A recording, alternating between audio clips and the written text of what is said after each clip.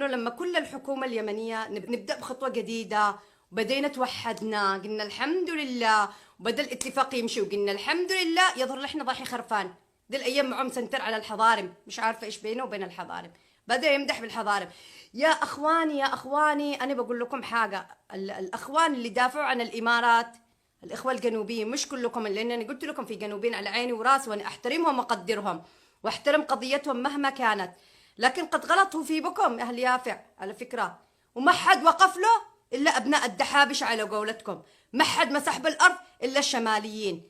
لما نجي نسمع نتكلم انه غلط بحق احد جنوبي، اهل الشمال كلهم يقوموا بدل الاستثناء يتوحدوا على كلمه واحده، وراجعوا تغريداته لو انتم تبغوا. لكن لما يغلط يجي يتكلم على اليمن ويتغلط على دوله كامله، كلهم يصفقوا ايوه ده كلامه صح، عاجبهم كلامه صح ولا لا؟ كذا يعني انا مش عارفه. شوف الفرق بين اهل الشمال والفرق بين اهل الجنوب، مش كلهم تقولوا تقولوا امل عممه، البعض اللي فرحانين ومصفقين له، البعض مش الكل. فهمتوا؟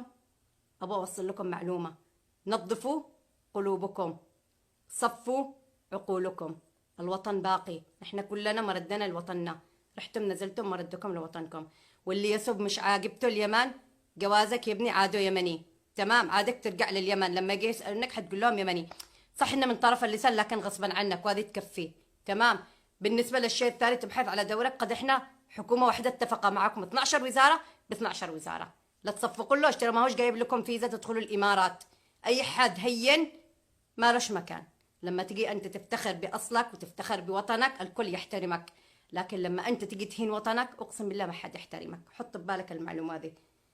قد مانع هي دخول اليمنيين، وانت عادوا جوازك يمني من اول الممنوعين. المرتزقه مش حلوه تكون، تمام.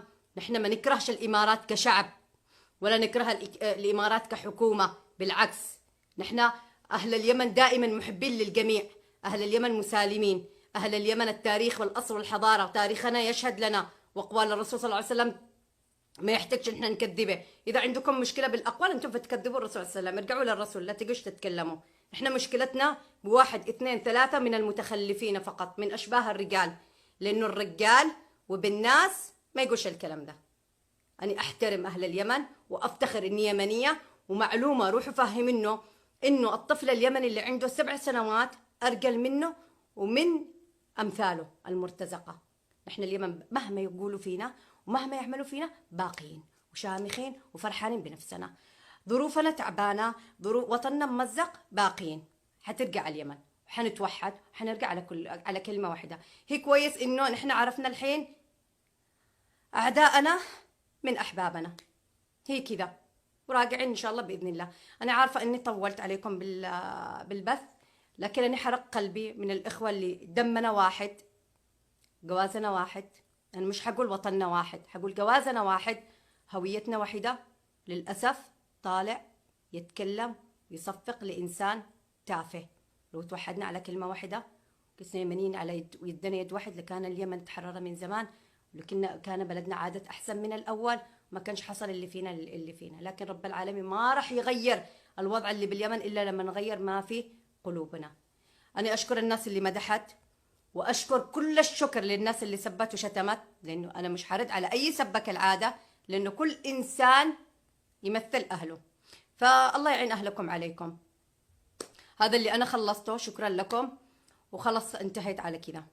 خرجت اللي بقلبي، طبعا انتم تبوا تخرجوا اللي بقلوبكم بكيفكم، لكن انا خرجت بصراحه اللي قلبي وبرد. وان شاء الله تكون رسالتي وصل لاشباه الرجال، لانه مش كلهم زي بعض. شكرا لكم.